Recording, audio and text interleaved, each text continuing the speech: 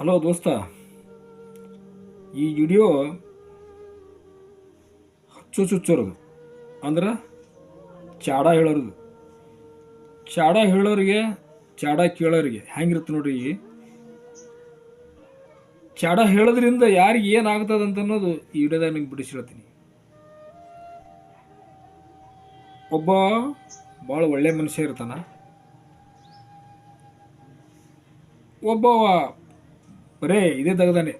ಮೊದಲು ಹೇಳಿನಲ್ಲ, ಆ ಕಡೆ ತೊಗೊಂಡೋಗಿ ಈ ಕಡೆ ಹೇಳೋದು, ಈ ಕಡೆ ತೊಗೊಂಡೋಗಿ ಆ ಕಡೆ ಹೇಳೋದು. ಇವನ ಜೀವಕ್ಕೆ ಅವನ ಜೀವಕ್ಕೆ ಎಷ್ಟು ಫರಕ್ ಇರುತ್ತೆ ಅಂತಂದ್ರೆ, ಇವಾಗ ಒಳ್ಳೆಯವನ ಕೂಡ ದೋಸ್ತಿನೇ ಕಡಿಮೆ ಜನರಿಗೆ. ಹೆಂಗೆ ಕಡಿಮೆಪ್ಪ ಅಂತಂದ್ರೆ, ಅವ ಸತ್ಯನೇ ಹೇಳವ. ಯಾಕಂತಂದ್ರೆ ಅವಾಗ ತಾರಾ ತಿಗಡಿ ಅಂಥದ್ದು ಹೇಳಕ್ಕೆ ಆಗ್ತಿರೋದಿಲ್ಲ. ಯಾಕಂತಂದ್ರೆ ಏನು ಹೇಳಿದ್ರು ಖರೇನೆ ಹೇಳ್ಬೇಕದು. ಆ ನಾಲ್ಗಿನ ಹಂಗೆ ಹೊಂಟು ಬಿಟ್ಟಿರ್ತದೆ ಅವನು. ಇವ ನೋಡಿ ಏನು ಮಾಡ್ತಾನೆ ಅಂತಂದ್ರೆ,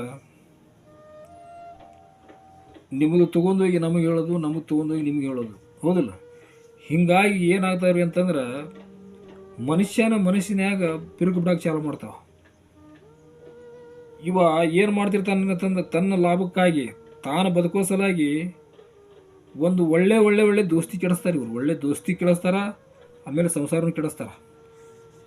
ಇವು ಇತಿಹಾಸದಾಗ ನೀವು ನೋಡಿರ್ಬೋದು.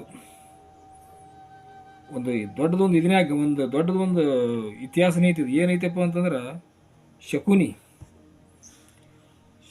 ಹ್ಯಾಂಗೆ ಮಾಡ್ತದಪ್ಪ ಅಂತಂದ್ರೆ, ಕೌರವ್ರಿಗೆ ಪಾಂಡವರಿಗೆ ಒಂದು ಜಗಳ ಹಚ್ಚಿ ಅವ್ರವ್ರು ಗುದ್ದಾಡಕ್ಕೆ ಹಚ್ಚಿಕೇಸಿ ಕೌರವರು ಪಾಂಡವರು ಜಗಳಾಡಿಯಿಂದ ಲಾಸ್ಟಿಗೆ ವನವಾಸಕ್ಕೆ ಹೋದ್ರೆ.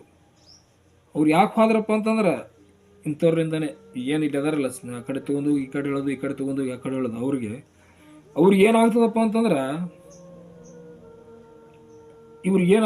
ಅಂತಂದ್ರೆ, ಭಾಳ ಸಂತೋಷ ಆಗುತ್ತೆ ಆ ಟೈಮ್ನಾಗ. ಒಬ್ಬ ಮನುಷ್ಯ ಬಿಟ್ಟಪ್ಪ ಅಂತಂದ್ರೆ ಭಾಳ ತ್ರಾಸ ಆಗ್ತದೆ. ನಿಮ್ಗೊಂದು ನಾನು ಸ್ಪಷ್ಟವಾಗಿ ಒಂದು ಮಾತು ಹೇಳ್ತೀನಿ. ಏನು ಹೇಳ್ತಪ್ಪ ಅಂತಂದ್ರೆ, ಭಾರಿ ಅತಿ ಪ್ರೀತಿಯಿಂದ ದೋಸ್ತಿ ಮಾಡಿದ್ರಪ್ಪ ಅಂತಂದ್ರೆ, ಅವತ್ತು ಒಂದೇ ದಿನಾನೇ ಅವನ ಮನಸ್ಸಿನಾಗ ನಿನ್ನ ಮನಸ್ಸಿನಾಗ ಬಿರುಕು ಬಂತಪ್ಪ ಅಂತಂದ್ರೆ, ನಿನಗೆ ಚಂತನ ನೆಮ್ಮದಿ ಇರೋದಿಲ್ಲ.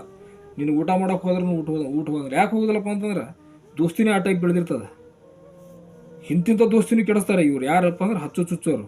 ಅದಕ್ಕೆ ನಾವು ಏನು ಮಾಡೋಕಪ್ಪ ಅಂತಂದ್ರೆ, ಹಿರಿಯರು ಹೇಳ್ಯಾರ, ಏನು ಹೇಳ್ಯಾರ, ಪ್ರತ್ಯಕ್ಷ ಕಂಡ್ರೂ ಪ್ರಮಾಣಿಸಿ ನೋಡ್ಬೇಕಂತ ಹೇಳ್ಯಾರ.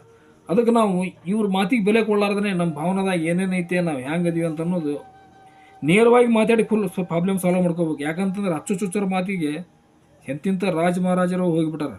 ಈಗ ನೀವು ಹೋಗೋದೇನು ಭಾರಿ ದೊಡ್ಡದಲ್ಲ. ಅದಕ್ಕೆ ಜೀವನದಾಗ ಇವ್ರು ಏನು ಮಾಡ್ತಾರಪ್ಪ ಅಂತಂದ್ರೆ, ಇವರಿಗೆ ಬರೋಬ್ಬರಿ ಗೊತ್ತಾಗಬೇಕಪ್ಪ ಅಂತಂದ್ರೆ, ಒಮ್ಮೆಗೆ ಇವರಿಗೆ ಒಂದು ಪೆಟ್ಟು ಬಿಡ್ಬೇಕಪ್ಪ ಅಂತಂದ್ರೆ, ನೇರವಾಗಿ ಆ ಕಡೆ ಹೇಳಿ ಈ ಕಡೆ ಹೇಳಿದಾಗ ಇಬ್ಬರು ಕೇಳಿ ಬಂದವರು ಹೇಳ್ದಪ್ಪ ಅಂತಂದ್ರೆ, ನಡಬಾರ್ಕ್ ಇರ್ತಾನಲ್ಲ, ಎರಡೂ ಕೈ ಕೂಡಿದಾಗ ಈ ನಡಬಾರ್ಕ್ ಸಿಕ್ಕೊಂದಿದ್ದಕ್ಕೆ ಪೆಟ್ಟಾಗುತ್ತೆ ಹೊರತಾಗಿ ಆ ಕಡೆ ಈ ಕಡೆ ಕೈಗೆ ಪೆಟ್ಟಾಗಂಗಿಲ್ಲ.